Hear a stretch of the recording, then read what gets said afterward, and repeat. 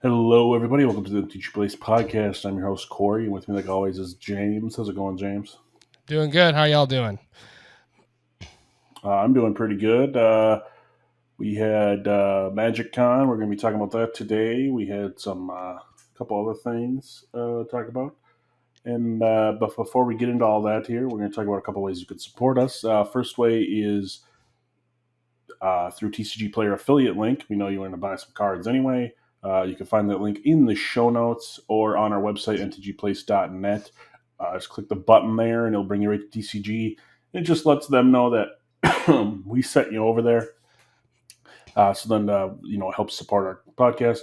Second way you can support us is directly on Patreon. You can get cool perks, like you can see all my drafts that I've trophied, my decks on there. You can play Commander games with us and all sorts of cool stuff.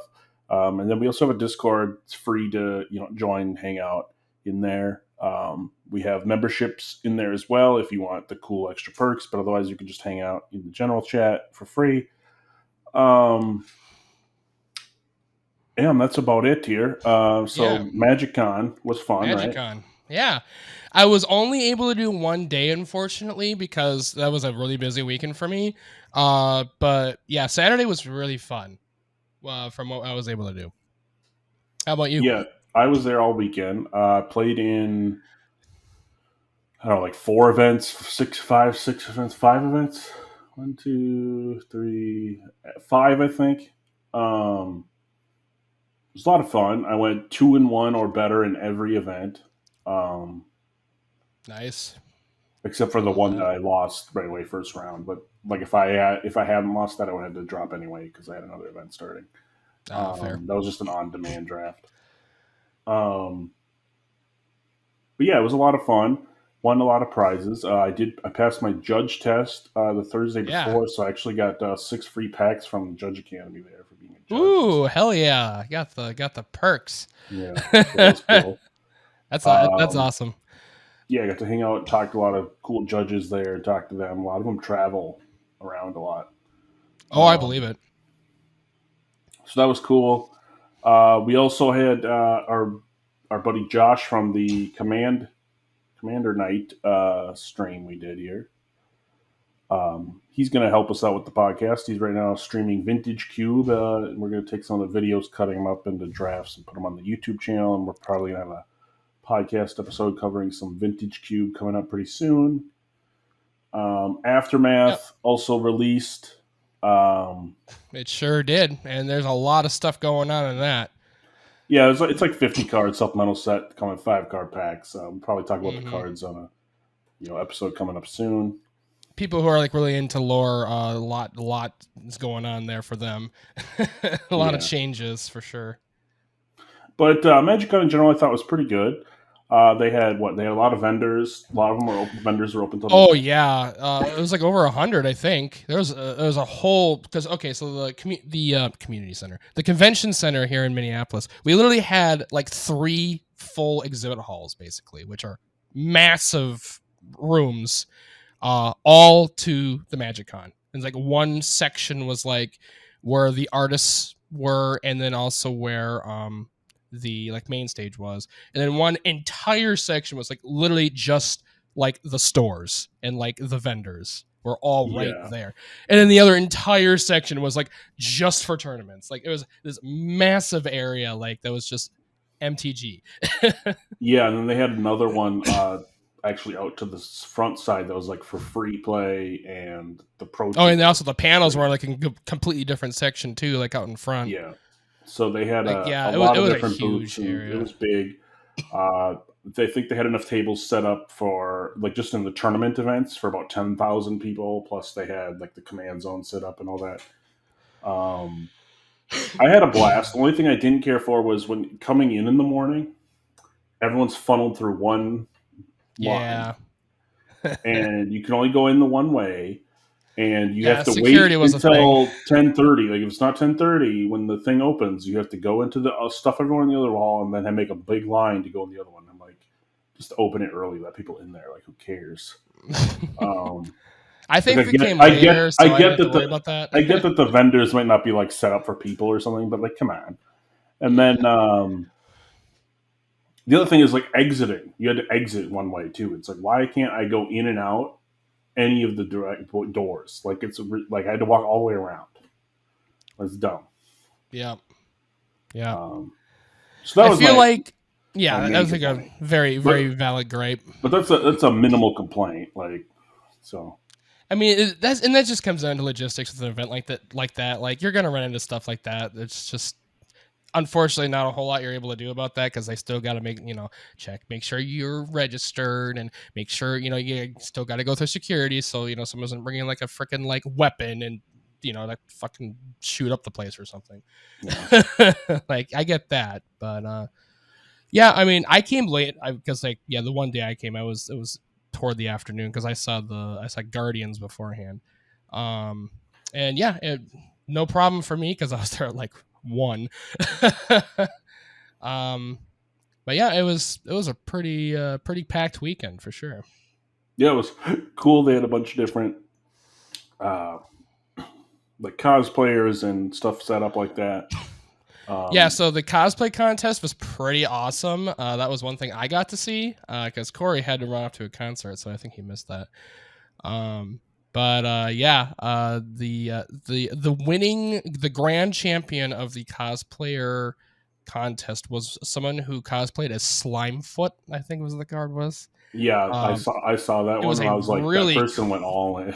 They went all out, man. They had like stuff that glowed on it, and like the attention to detail of like all like the different like parts on the costume were just really, really high quality. Like it was insane. I do have pictures of all of them that I'm gonna post in the Discord, so you guys can check those out if you want. I was able to get pictures with all of them afterwards, or at least a vast majority of them, if it wasn't all of them. Yeah, a lot of artists there. John Avon's line was insanely long the whole time. Yeah, if you wanted something signed by John Avon, good luck. I mean, plus, pretty rough. He has carpal tunnel, and he has a hard time signing cards to begin with. I mean, so he had a limit of 5 per person. They need to wait in line again, right? But he's an older guy, so I get it. Yeah, I got my. But and then people would get upset, like trying to get him to sign 1,000 cards. I'm like, dude. Fucking have respect for the guy. Like, you want to do you want to sign 1,000 cards all at once? Like your hand cramps just in general. Like and if you already have hand issues, like I cramp up after writing like a 200 word essay or something. Come on. But yeah, I got my Unstable Forest signed by him. So yeah, he's got a really cool signature. So yeah, so I got 5 cards signed. That'll be cool. Also, I got to go see Mark Poole, who was also there. He's has done a lot of fairly prolific cards in Magic the Gathering, and I didn't really have anything from him to sign, but I did pick up. He had these like little like metal prints. So like here's like library, and it's like holographic metal print, and then like I got like birds and recall as well. Like these are pretty cool, so I figured, hey, may as well pick these up. Yeah, just for some art, because I appreciate art. So, and there's some very talented artists in the game, so I was very happy to support them. Yeah, and then I had Dan Scott sign a few of my Arcane Signets. So nice, fun too. Yep. The events were fun. It was like open a whole box, build some decks. Breach the Multiverse happened to be the card everyone hated because that card won games every single time, especially in Two-Headed Giant, because really you would get a creature from every player, so you get like 4 creatures. Yeah, in an event like that, that's pretty game breaking. So yeah. Yeah, it's that card skyrocketed from like a 50-cent card to like a $4 card after Magiccon too. That's surprising. And we actually, one of our losses, me and Josh would have been undefeated, but one of our losses was we breached the multiverse for 4 creatures. Then they breached the multiverse, and we milled out because of it. So we milled our last card because the multiverse mills you 10. Yeah. And I was like, dang it, we shouldn't have activated Nisa earlier because we got rid of 6 cards using Nisa's ability. Right, yeah. Or not? Yeah, Nisa. No, Ren. It might have been Ren. Whatever. Whatever the green One of planeswalker the is. planeswalkers, But yeah. yeah, um, Newer planeswalkers at least. yeah, it was Yeah, still a lot of fun.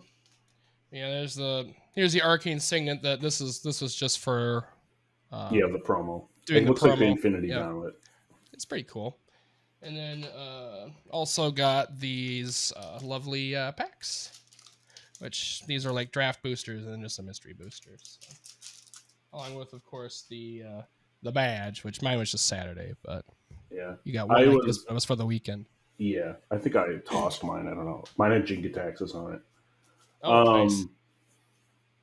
Yeah, so like I opened the packs we got at the beginning, and I opened 2 Shieldreds.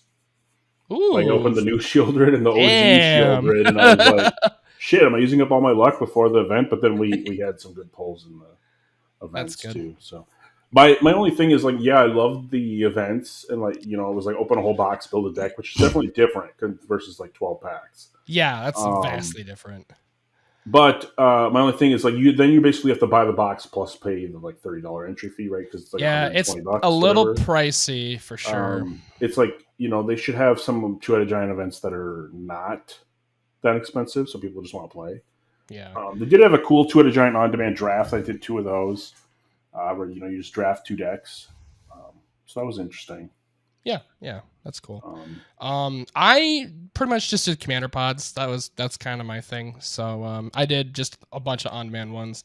I even won a couple, so that was pretty fun. Would you play Riss every time? I played Riss and Sidar and Tana. Those are my 2. I didn't even bother bringing Brago just because it's not complete. It wouldn't be very good. Like sure I could win if I get a stupid combo like I did with you that one time, but yeah, usually that's not gonna happen. It's usually I'm just gonna do nothing. But yeah, Riss did really well. Yeah, there was one game where I was playing Sidar and Tana. I pretty much had the best opening I think I ever had because I had like turn 1 Soul Ring directly into the Dowsing Dagger, which flips into basically a Lotus Veil. So like I just ramped into a shit ton of land, and then I got what is it, Tana? That's the one that creates the Saprolings out like right away, and then like I got a bunch of Saprolings in like a couple turns, and then I Michaelothed like and just devoured all of them. And I just like that was like one of the greatest starts I ever had. I had like a freaking 16/16 Michaeloth, and then literally the next turn they're like, path. And I was just like, oh. And then I was out like the rest of the game. And that was all my gas. That's all I had. It was one of those games. Like, yeah, if that didn't happen, I probably would have won. But yeah, they had the answer. Yeah, I played 2 commander games just in between rounds, because our two-headed giant matches were finishing so fast because me and Josh were just dominating. But we played a couple commander games just like with our opponents in between rounds. I just played Wylith the whole time because it was a quick deck. Yeah, that's nice. Yeah, it was really fun. It was nice being able to play Commander like with different people because when we play Commander a lot, so like we generally know what each other has and how each other plays. Like whereas this you're really going in blind. You have no idea what you're going to go against. So it was definitely kind of fun to see what people put together and what people like the ways people play, like the style and all that stuff. Like there's a lot of different stuff that I've personally never seen before. So that's cool. Yeah. See any cards you're like, ooh, I need to add that to my deck? Yeah, there's probably a couple for sure. Do you have any mirror matches, like tokens versus tokens, or no? Not really, no, surprisingly. There was someone who had something kind of similar, but it was more just what was it? He was playing with that's what it was. He was playing that dragon from freaking I think it was Kaldheim or no, Snake.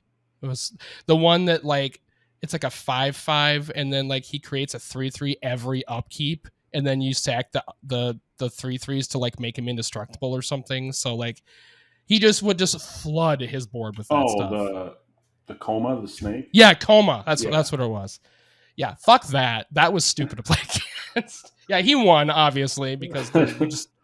I needed like a freaking Yeah, vicious that's like persecution, or like it's where you like a just cynic. exile everything. It's like a cynic control deck. Then, yeah. Yeah, that was rough.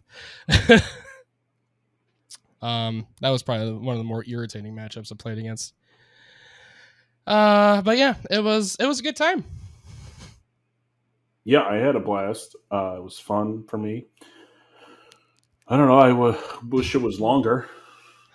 Yeah, I mean, I wish I was able to go for more than one day. Personally, I would have loved to play some more. If I was able to go more than just Saturday, probably would have done some of the other main events, like the drafts or something, but or like two at a giant with somebody else. But I was also very tight on money though, so I wasn't really able to pay $100 per freaking thing. So Yeah, I mean the was on demand draft was only like $40. it was like not it was not a big deal at all. Yeah, and the pods were basically nothing. Like, and then like the way that the prize structure was, it was, at least in the main events, really harsh if you didn't win. Yeah, it's Because rough. it was like a drastic difference. Like, it was like if you won, your team got 2,400 tickets. If you lost, your Yeah. team got 400. Yeah, it's like oof. So it's And like 400 tickets gives you like nothing. so Like like you for can't get me, I anything like from since that. I kept winning, I was like, okay, whatever, this is awesome. But Yeah. like if you were losing, like you know, it would have made more sense just to go into an on demand because you get more tickets even if you lost right away. Mm-hmm. Like, and then you Yeah. could just play another one, like just keep going. So Yeah, the the on demands people, were definitely more my style for so sure. like That's definitely if you were trying to grind tickets to try and get the uncut sheet or something, you'd either have to play like the crazy main event that pays out a shitload of tickets, or yeah. just run on demands over and over and over. Yeah. I just hope you win. Mm-hmm. Well, even if you don't, But you just sign up again. Like, yeah.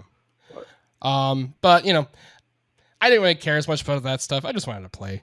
So I was just happy to be able to, yeah, play but not in my house. so I ended up with prize tickets, winning about a box and a half of cards. That's pretty good. Yeah, I got a couple collector's packs, a whole box of the new set, and like 12 other like individual packs or something, and then Mm, opened up the two boxes during my events too. right. So Awesome. a lot of March of the Machine cards. I think I'm only missing a couple cards. I almost have the whole set, I think. That's pretty crazy. So yeah, At least one of each. Yeah. like I'm missing Urabrask for the rare, for sure, of the good rares. Otherwise I think I have every mythic. So Even the crappy mythics. yeah. Well, and I didn't open the sword, but I just traded for that. So Right, that's fair. But yeah, quite the event. There was a lot going on. Definitely looking forward to doing something like this again, especially if it's in our hometown. Like, there's so many people. There were a lot of people who were like traveling and like staying at the hotels and stuff. Like the hotels downtown were packed. Like yeah, all around like the convention center. the next one's in Barcelona, Yeah, I won't be going to that one. Sorry. and then in the fall is Las Vegas again. Yep. Which that was kind of what started all of them. So Yeah. yeah, apparently the Vegas one was pretty cool. So I heard a lot of people say they like that. But yeah, it was really fun. Definitely looking forward to next time. Hopefully next time I'll have more money and be able to do more. But Yeah, now that I'm a judge, I keep looking at all the events throughout the Midwest, mm-hmm. and I'm like, should I go to that? Should I go to that? Because you get paid to judge a little bit, but it basically would just cover your travel expenses. Like, right, yeah. Which I mean, then it's nice, so you can basically go there for free. yeah, but I mean, then you got to decide: am I just going to judge the whole thing, or am I going to try and do like a morning shift so I could play an event, Yeah. or I mean, it's up to you, I guess. Yeah. So I haven't decided if it's worth traveling to any of them yet.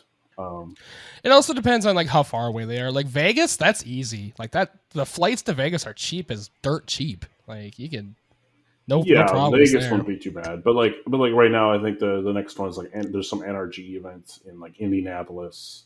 Mm-hmm. Indianapolis isn't that far St. away. Louis has one, and Detroit I think has one. Yeah, I mean, yeah, those are at least pretty regional. Like you don't have to go too far for those. Like those flights are cheap. Like they're not bad. Or you could even drive to some of those if you really wanted to. Granted, I'd probably rather fly, but it's also more expensive though. This is why I usually drive. Takes longer. Yeah, it does take longer.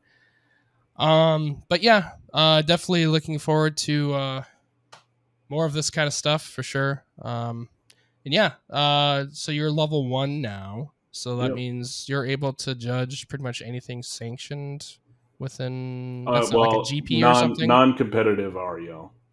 Okay. So like pre-releases, drafts, sealed events, standard. Right, which is honestly standard is competitive, but I guess you could still do standard and stuff. Yeah. So, but that's honestly like what a lot of this was anyway. I mean, I think there was some legacy stuff and some other things too, but like a lot of it was like sealed or whatever. Yeah, there was some legacy stuff. It was also cool to see all of the vendors. A lot of them actually had good deals on some older cards. So like, if you there was some good stuff. You wanted to pick up a Lotus or something, you could get a Beat the Hell one for like $3,000 to $5,000. Granted, it's going to look like shit, but hey, it's a Lotus. It's playable. Who cares? If you want to play vintage or something. Yeah. Well, and then there was Mitch, who sold a shit ton of stuff. Yeah. Like he came out making bank. Holy crap!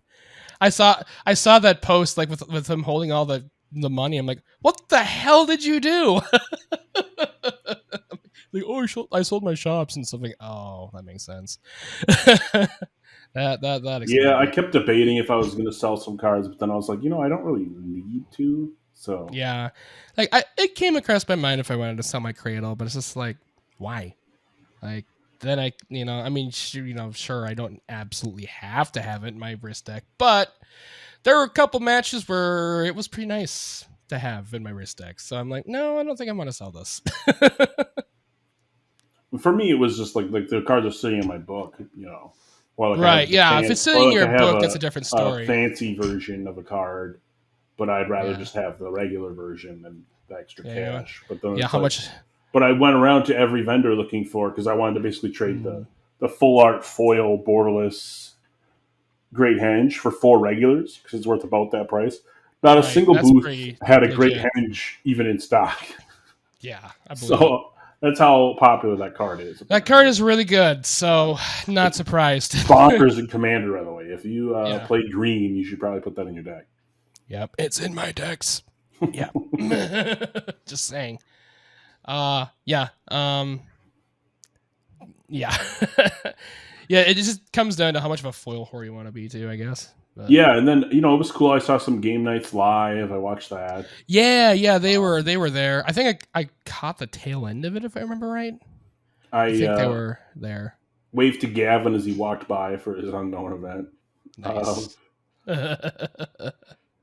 Yeah. Oh my God, the game nights booth was bonkers. If you wanted to like, yeah, John Avon had a crazy line. Game nights had a freaking crazy line too. When Josh and Jimmy were there, or what? Yeah. Okay, because like when Craig was standing there, I was standing there. There was like 0 line. I was like, "Hey, you want to go talk to Craig?" And it was just like, okay. No, yeah, I was when they were there. Yeah, like the line was like going out past the main stage and like going into like the artist, whatever the hell it was, the artist area. It's just like, geez. They were also selling like a mystery box, and some people are saying it was a pretty good deal. So $9 and you get some random stuff. And you can get like duels and stuff too. It was just kind of like a random loot box. That makes sense. But yeah, it was cool. I had a lot of fun. Yeah, me too. I mean, I just wish it was, I had more time, but the one day that I was there, I honestly had a blast. I got to meet, some cool guys to play with and all that. Got my stuff signed that I wanted. I even got some stuff I wasn't planning on getting, because that's kind of what happens at these things anyway, right? Yeah. Yeah, I got the limited secret layer that was only at the convention. I was like, I had to get it because it's probably going to go up in value.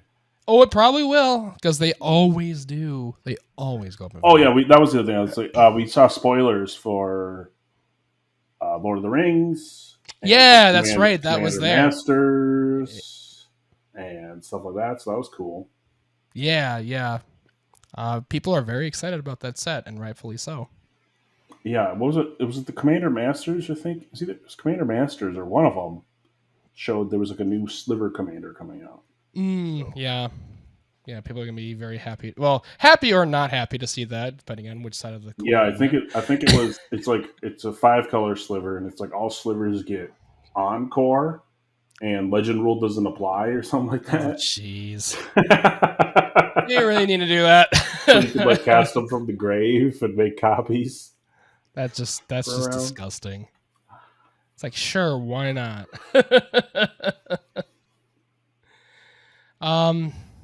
But yeah, really fun event. And again, it's great that it's like literally like I can literally see the skyline of Minneapolis like from here, so it's like, you know, literally that close to me. So nice to have something so close to home like this. Yeah, so I think that's gonna wrap it up for this episode. Short and sweet, this one. We'll probably be back with the Aftermath set review pretty soon and a vintage overview at some point. Vintage Cube, because that's on Magic Online at some point. And that one will be with Josh, right? Yeah, the vintage cube. So you will not see me for that one. I mean, unless you want to be there, you have all three. Unless I'm there. Hey, we've done 3-person podcasts. Those are kind of fun.